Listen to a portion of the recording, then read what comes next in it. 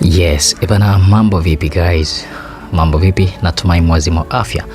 Naendelea kuwashukuru tena kwa kuwa na mimi sambamba, na tunashukuru pia Mwenyezi Mungu kwa kuweza kutogea afya njema mpaka sasa hapa. Ebana, tumekutana tena katika sehemu yetu ya 9 na tutaendelea pale ambapo tumeishia. Simulizi inaitwa Ndala za Chuma. Mimi ninaitwa Shama. Nakumbuka tuliishia pale ambapo baba yake na John, yani Luten Tundura, akimuuliza baadhi ya maswali ambayo John alitakiwa kuyajibu. Na sasa tunaendelea papo hapo. So, let's go. Unadhani utaanzia wapi kuichunguza kesi hii? Alimalizia kwa swali huku akimtizama mwanae. Nitaanza na muuaji, John alijibu moja kwa moja. Mzee akacheka kwa dharau. John mwanangu, unataka kukata mti kuanzia katika mizizi? Wenzako huwa wanayapunguza matawi kwanza. Yaani mpaka sheria rahisi kiasi hiki za kipelelezi umedhisahau? Haya, wewe huyo muuaji utampata wapi? Ama utampata vipi? Mzee alimaliza na swali ambalo alikuwa na uhakika kwamba lingekosa jibu kutoka kwa mwanae. Namfahamu, anajiita Ndala za Chuma. Glasi iliyokuwa mkononi mwa Luten mstaafu ilidondoka na kuvunjika sakafuni. John alishtuka, akamtazama baba yake. Baba yake naye alikuwa akimtazama, yaani walitazamana. Ndala za Chuma. Mzee alirudia kulitamka jina hilo huku mwili mzima ukimcheza cheza na macho akiyatumbua. Luten, John aliita. Alijali zaidi mshtuko baba yake kuliko sababu ya kushtuka kwake. Aliinuka kutoka pale alipokuwa ameketi, akazichambua watu watano huku akikwepa vipande vya glasi vilivyokuwa vimevunjika. Mzee, uko sawa? Niko sawa John, Luten alijibu na kumzuia mwanaye alikuwa tayari amefika karibu yake. Unamfahamu? John aliuliza swali la kidadisi na kumtazama baba yake machoni, ambaye alionyesha kuwa katika mawazo mazito mno. Una uhakika? Sauti ya hofu ikatoka kinywani mwa Luten. Ajabu iliyoje masikioni mwa John, ambaye alizoea kumwona baba yake akiongea katika kauli za kijasiri, hata ikiwa jambo analozungumza ni la kawaida kiasi gani. John akajibu swali aliloulizwa. Nadhani linapokuja swala mbele ya mtu huyo, futa kabisa mambo yako ya kudhani mwanangu, futa. Mzee Tundura alimkatisha mwanaye.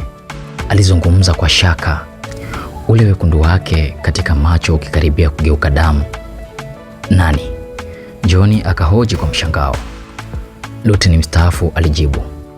Ndala za Chuma. Baba, John aliita tena. Mzee wake akamtazama, kisha dakika hiyo hiyo akaigeukia saa iliyokuwepo ukutani. Ilisoma saa 6:30. John, nipe nusu saa, kisha utazungumza hicho unachotaka kuniambia. John akaridhia bila kutambua dhamira ya kuomba nusu saa na baba yake. Baba yake aliyekuwa amevaa wasiwasi ambao hakupata kumwona nao. Mzee alijisogeza tena kwa kiti chake.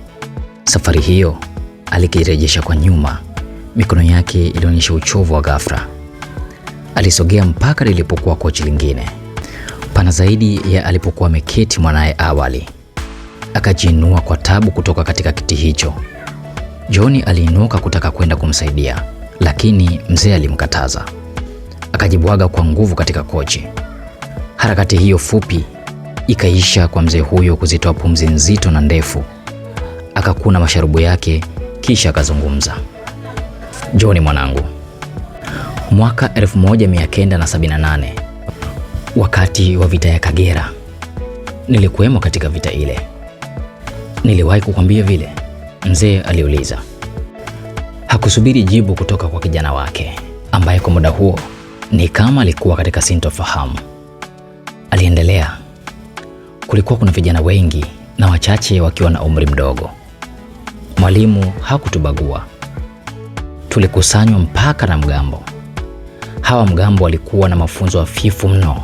Kuanzia mwaka ule niliamini kuwa mgambo ni sawa na raia wa kawaida, mpaka nilipokuja kukutana na jina la Ndala za Chuma masikioni mwangu. Hapo ndipo nikaamini kuwa raia wa kawaida hafai kufananishwa hata na mwanajeshi. Mzee aliweka kikomo, kisha akamtazama mwanae. Shinyanga mwaka 1998, maaskari polisi watatu walifariki katika mikono ya ndala za chuma. Mara ya pili, wanajeshi 4 walikuwa wamefariki mwaka huo huo katika mikono hiyo hiyo. Jina hili likarudi tena masikioni mwangu, ndala za chuma. John aliendelea kusikiliza. Umakini, uelewa na mantiki vikiwa vinaweka kambi ya dharura kichwani mwake. Leo hii ni mara ya 3 nasikia jina hili likitamkwa tena kutoka katika kinywa cha mwanangu wa pekee, huku akiwa na dhamira ya kumuua. Mzee akaguna, kisha akalazimisha tabasamu katika uso wake mweusi. Pengo kubwa lililokuwa limefichwa na mdomo likachungulika. Akaendelea kuzungumza. John, ndala za chuma huyo unayemzungumzia hapa ni nani? Unaweza kunitajia sifa zake, muonekano wake? Akamalizia kwa swali. Ni mzee, nimesikia sauti yake. Hata Jimmy aliniambia hivyo. Ndio yeye, mzee alijibu. Ndiyo, ni mimi. Ikasikika sauti ya 3, sauti ya kiume. Kisha akatokea mzee mwingine ambaye hawakumtarajia wala kumwalika katika kikao hicho, yaani ndala za chuma. Masaa 2 yaliyopita haikuwa sawa na siku zote. Usingizi uligoma kabisa kumtembelea. Aliendelea kutazama katika pembe moja ya dirisha, huku moyo wake ukiwa umefuta matumaini ya kumpata Jimmy. Bwana, hiyo ni sehemu ya 9 katika simulizi nzuri na simulizi yetu inakwenda kwa jina la ndala za chuma. Itakuwaje? Na usikose katika sehemu ya 10. Jina langu ni Shama. Chao.